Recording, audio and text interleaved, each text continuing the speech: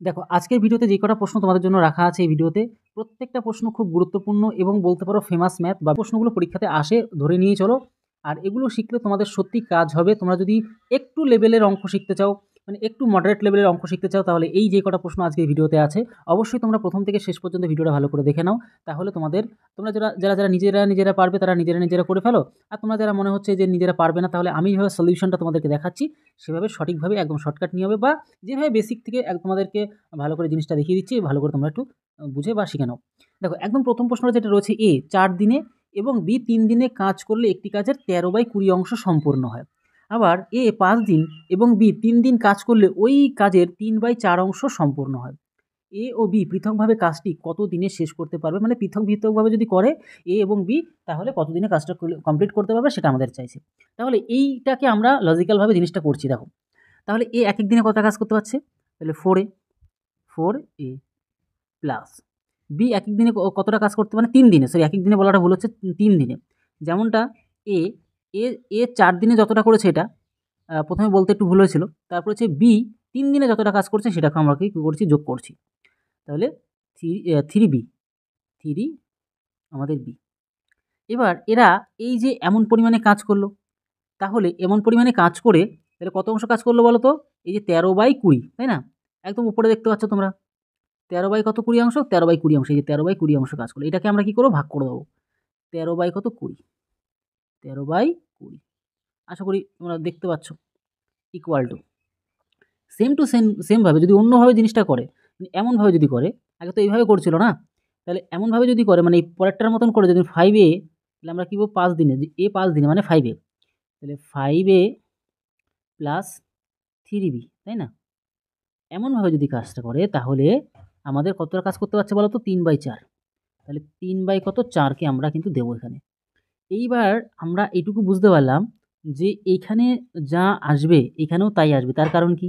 এখানে তো সবটা বলে দেওয়া আছে যে এইভাবে কাজ করলে এত অংশ করতে পারে, আর এইভাবে যদি কাজ করে তাহলে এত অংশ করতে পারবে, যে এত অংশ। তাহলে এর জন্য এই পোর্শন বা এই অংশটুকু আর এই অংশটুকু সমান হয়ে গেল। এবার আমাদের ক্যালকুলেশন করতে পারে কিছুই না।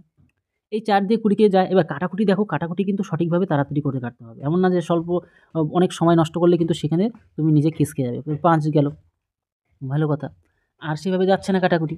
তাহলে উপায় কি? উপায় হচ্ছে একটাই, যে এই 3 শুধুমাত্র আছে 3, তাহলে এর সাথে ডাইরেক্ট এসে গুণ পড়বে। এগুলো জানো। এগুলো ছোটো, ছোটো জিনিসগুলো জানতে হবে, গুণ হয়ে গেল। আর এখানে 13/5 আছে, ডাইরেক্ট আমাদের এখানে এসে গুণ হবে, এই টোটালটার সাথে গুণ হবে। তাহলে আমরা কি করতে পারি? ইন্টু 13/5 করে দিতে পারি। বুঝতে পারলে? এবার আমরা আরও ক্যালকুলেশন, এবার ইকুয়াল টু হয়ে গেল, ডাইরেক্ট এটা ইকুয়াল টু। একবারে ক্যালকুলেশন করছি, ভালো করে খেয়াল করো।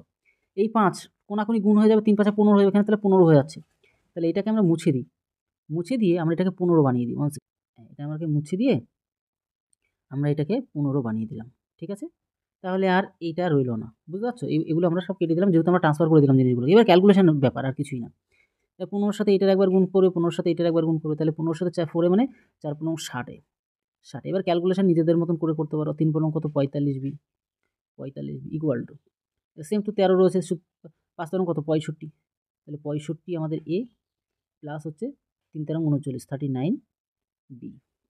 এবার এই 60 এদিকে এসে মাইনাস হবে, তাহলে 65 থেকে 60 মাইনাস হলে 5 থাকে, তাহলে 5 থাকছে। আর 29 এদিকে এসে কী হবে, মাইনাস হবে। 45 থেকে মাইনাস গেলে 40 মানে 6, তাহলে 6 বি। তাহলে এবার তোমরা জানো, এটাও জানো যে এটা ক্রসিং হয়ে নিচে 5 চলে আসে, তাই না? আর এটা ক্রসিং হয়ে 6 নিচে চলে আসে, এর নিচে। তাহলে যার নিচে যেটা থাকে তার ভ্যালু হয়। তাহলে এর নিচে, এর ভ্যালু তাহলে এর নিচেরটা তাহলে 6, আর বি এর ভ্যালু তাহলে আমাদের কত হয়ে গেল, 5। বুঝতে পারছো? মানে এ এক দিনে 6টা করে করতে পারছে, এই জিনিসটার কথা বলছি। একদম নিচে এ এক দিনে 6টা করে করতে পারছে, এ 6টা করতে পারছে, বি এক দিনে 5টা করে করতে পারছে। এবার একটা যে কোনো একটা প্যাটার্ন ধরে নাও, এই টোটাল প্যাটার্নটাকে ধরে নাও। টোটাল প্যাটার্নটাকে যদি ধরে নাও, তাহলে কি হচ্ছে, এর ভ্যালু কত, 4 এর ভ্যালু 6, 4 6 24, 4 6 কত 24। আর এখানে দেখতে পাচ্ছ 3b, 3b মানে কত, বি এর ভ্যালু 5, 3 5 15। তাহলে আমরা যদি 15 যুক্ত করি, তাহলে 9 39, তাহলে 39 হলো। এবার এইভাবে তো অ্যাকচুয়ালি চাইনি, টোটাল কাজটা আমরা বুঝে নিলাম যে 39টা টোটাল কাজ, মানে টোটাল কাজ তো অ্যাকচুয়ালি না। এই যে 13 অংশ করে, দেখো ভালো করে জিনিসগুলো ছোট ছোট করে বুঝতে হবে। এই অঙ্কটা কিন্তু একেবারে সহজ না। এই এই 20 13 অংশটুকু হয়েছে এমনভাবে কাজ করলে, মানে এই এতটা কাজ, মানে 29টা কাজ হয়েছে। এই 13 অংশ মানে অংশ হিসাবে 13, মানে রিয়াল কাজ হচ্ছে 29। তার মানে তুমি দেখতে পাচ্ছ এই 29 মানে তার অংশ হিসাবে 13, অংশ হিসাবে কত, 1 সেকেন্ড ইয়ার, অংশ হিসাবে 13, হ্যাঁ? আর 20 মানে তার রিয়াল অংশটুকু কতটা। বুঝতে পারছো এটার কত গুণ? এটা 3 গুণ না? 3 × 39, তাহলে 20 3 গুণ হবে এই জিনিসটা, তাহলে কত? 60 হবে।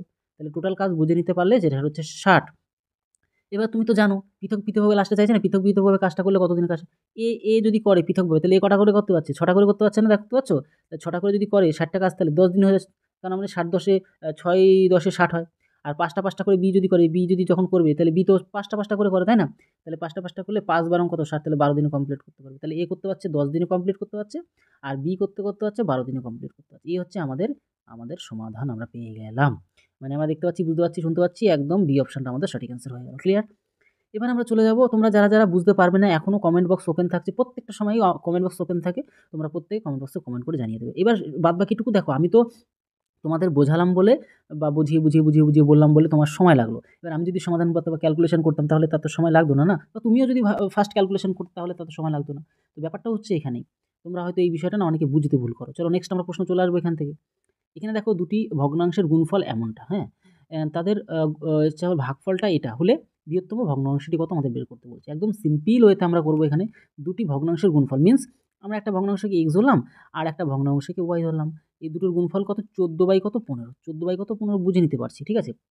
এবার দেখো তাদেরই ভাগফল মিন্স কি x/কত y, তাহলে হচ্ছে কত বলো তো? 35/24, বুঝতে পারলে? এইবার একটা জিনিস ভালো করে খেয়াল করো তো, যে আমরা একটা কাজ করতে পারি, এই ওয়াইকে আমরা এই 15 সাথে গুণ করে দিতে পারি, জানো? তাহলে 15y হয়ে গেল আমাদের এখানে, তাই না?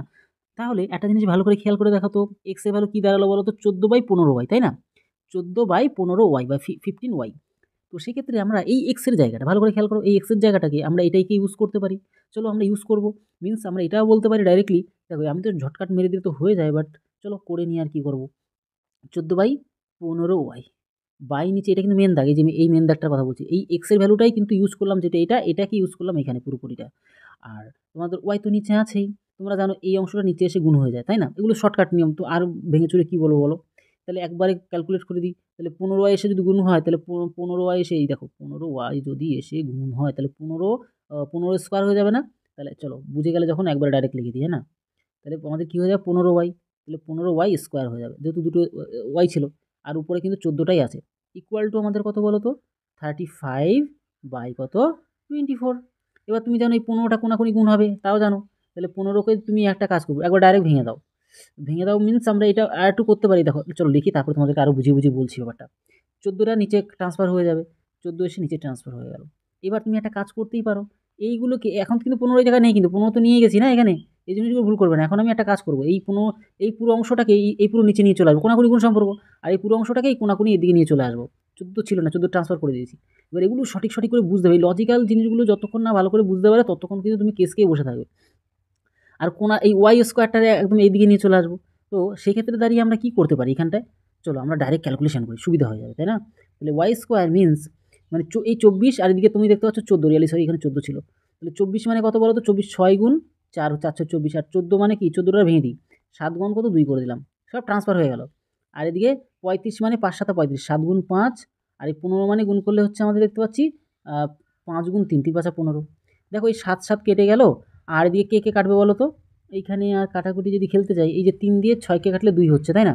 তাহলে ভালো করে বুঝবে কিন্তু এখানটা একটা জিনিস বোঝার ব্যাপার, এই 2 আর এই 2 দুটো 2 আর স্কোয়ার রয়েছে, দেখতে পাচ্ছ? এই স্কোয়ারটাকে তুমি নষ্ট করে দাও, নষ্ট করে দিয়ে এখানে রুট হয়, তুমি জানো।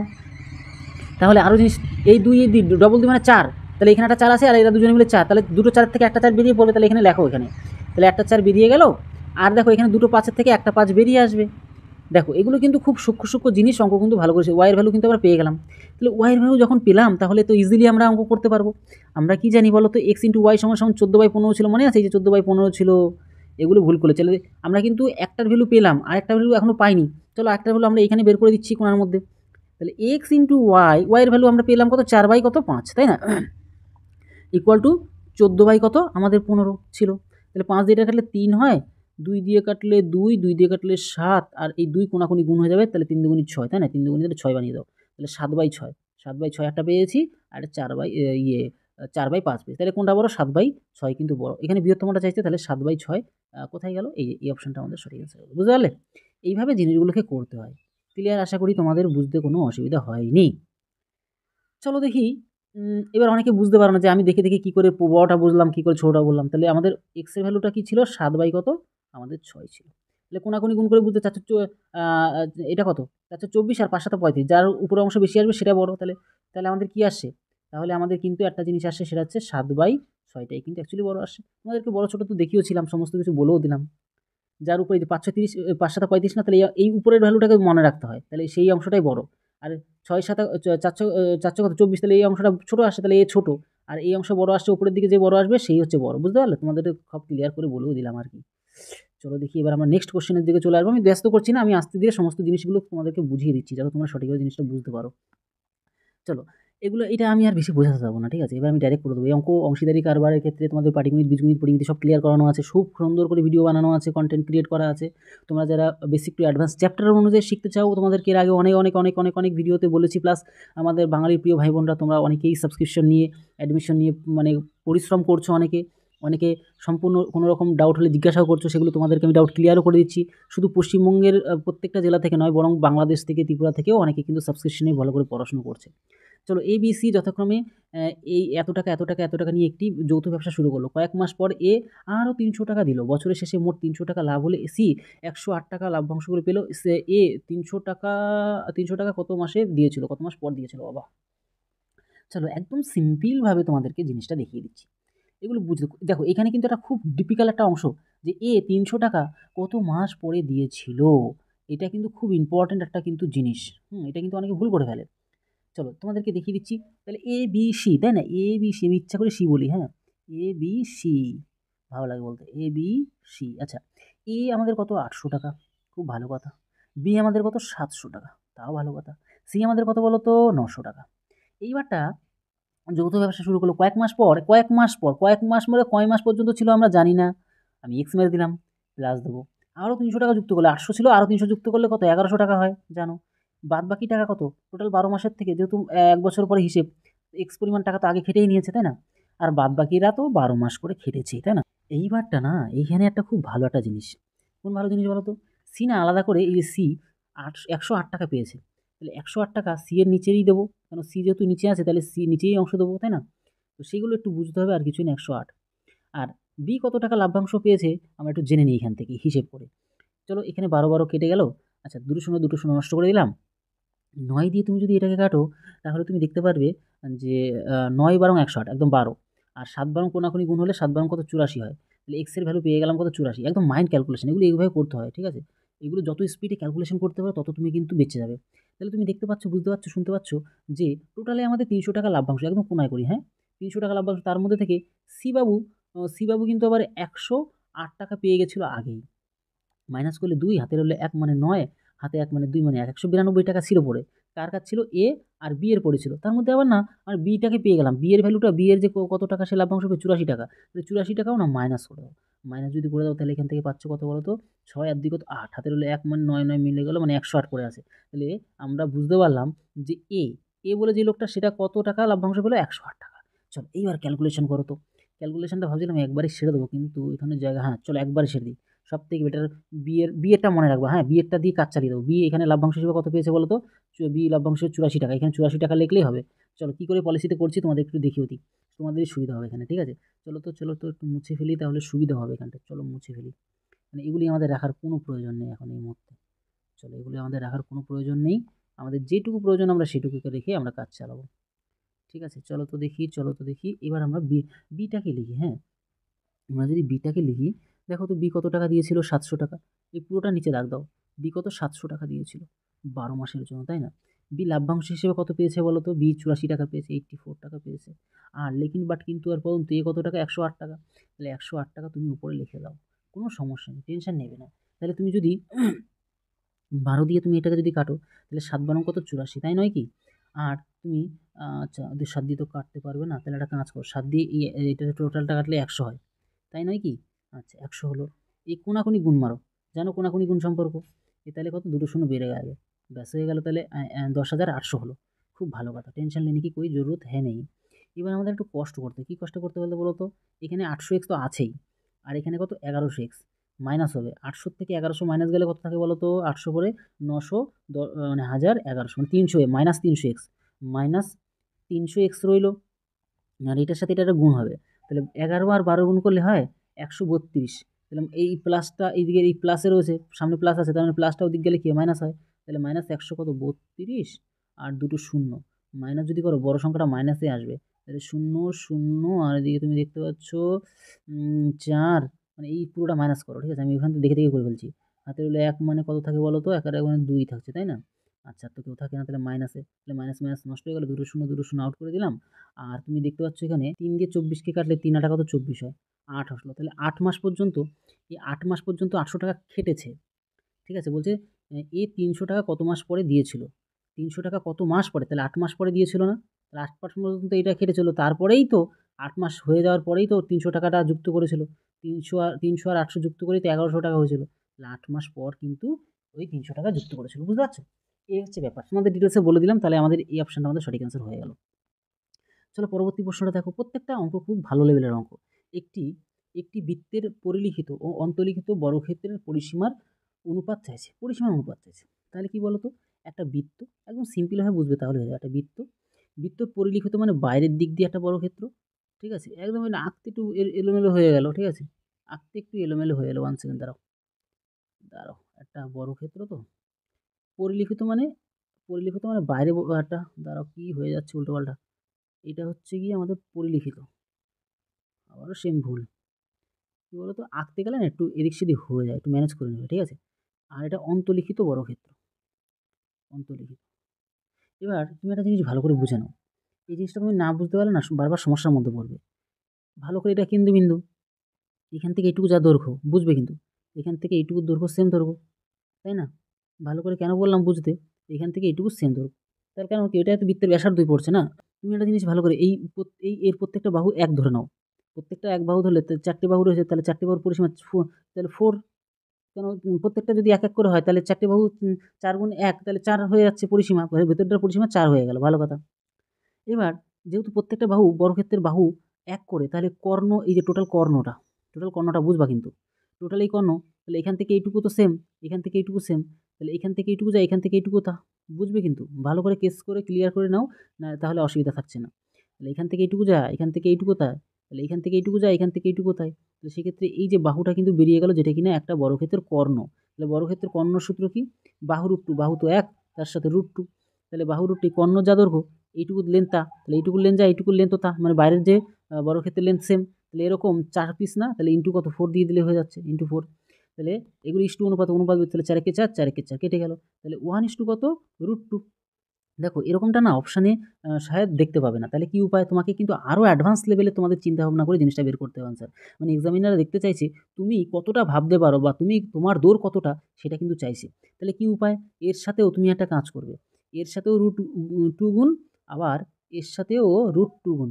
আচ্ছা, আমি একটা জিনিস ভুল করলাম, এটা পরিলিখিতটা আগে রাখতে হবে, ঠিক আছে? পরিলিখিতটা আগে রাখতে হবে, অন্তর্লিখিতটা বাইরে রাখতে হবে, ঠিক আছে? ইন্টু, কিন্তু এটা ইন্টু, হ্যাঁ, বাইরে রাখতে হবে। তাহলে এটা গুণ করলে √2 গুণ করলে অনলি 2 হয়, আর 1 এর সাথে √2 গুণ করলে তো অনলি শুধু 2 হয়। তো এইটাই আমাদের কি হচ্ছে, সঠিক অ্যান্সার হচ্ছে। কেন পরিলিখিতটা আগে চাইছে না, এই দেখো পরিলিখিত আর অন্তর্লিখিত, তাহলে পরিলিখিতটা তাহলে আমাদের আগেই দিতে হচ্ছে, আর অন্তর্লিখিতটা পরে দিতে হবে। তাহলে √2 মানে দেখতে পাচ্ছ সি অপশনটা আমাদের কিন্তু সঠিক অ্যান্সার হলো। এই কটা প্রশ্ন ছিল, ভালো লেভেলের প্রশ্ন ছিল বলে বেশি আর রাখিনি, অনেক সময় এমনিতেই যাচ্ছে, কারণ এগুলো বোঝাতে বড় অঙ্ক বা একটু টাফ লেভেলের অঙ্ক বা মডারেট লেভেলের অঙ্ক বোঝাতে একটু সময় লেগে যায়, তার জন্য বেশি রাখিনি। পরবর্তীতে এরকম মডারেট লেভেলের কোশ্চেন তোমাদের জন্য নিয়ে আসবো। তোমরা কারা কারা চাইছো এরকম টাইপের প্রশ্ন, অবশ্যই কমেন্ট বক্সে জানাও, তাহলে অবশ্যই তোমাদের জন্য স্পেশাল কিন্তু ভিডিও আনবো। তাহলে ভিডিওটি তোমাদের কেমন লাগলো অবশ্যই কমেন্ট বক্সে জানাতে পারো।